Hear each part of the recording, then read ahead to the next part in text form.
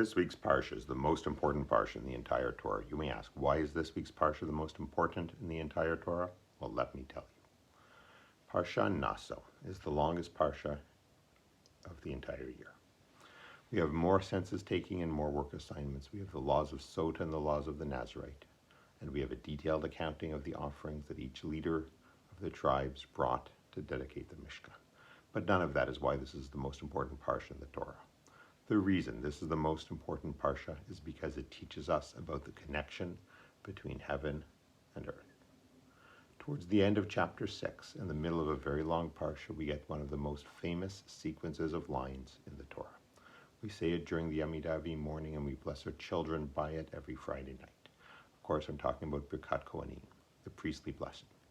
And the Lord spoke to Moshe, saying, Speak to Aaron and to his sons, saying, In this way shall you bless the children of Israel, saying to them, May the Lord bless you and keep you. May the Lord make his face shine upon you and be gracious to you. May the Lord lift up his countenance to you and grant you peace. And thus they shall link my name with the people of Israel, and I will bless them. Hashem tells Moshe to tell Aaron to bless the people. And what's the content of this blessing?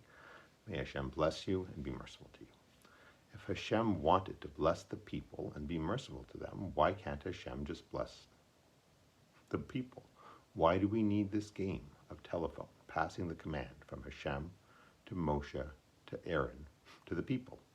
And what about that closing line? Thus shall they link my name with the people of Israel, and I will bless them. What does it mean to link Hashem's name with the people? What's going on here?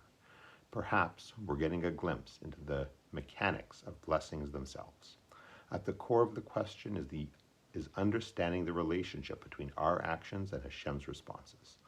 What is that link between Hashem's name and the people?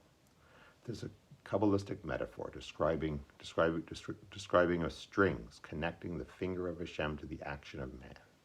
This conjures up an image of Hashem controlling us like a puppeteer. But the Kabbalistic idea says no, it's the other way around. It's not that the finger of God controls the action of man, but it's the action of man that controls the finger of God. What does it mean for our actions to control the finger of God? How is it possible that an infinite God is impacted in any way by mere man? Hashem is an infinite source of holiness. Nothing we do changes that, but our ability to perceive that holiness, our ability to receive that holiness, that is something we have control over. Those Kabbalistic strings are conduits that bring Hashem's holiness to us. The wider the conduits, the more of Hashem's holiness reaches us. The width of the conduits are dependent on our actions. The more we live our lives in accordance with Hashem's will, the wider those conduits. The further we stray from Hashem's will, the narrower those conduits. The priestly blessing is Aaron blessing us to live our lives in a way that widens the conduit so more of Hashem's blessings can flow into our lives.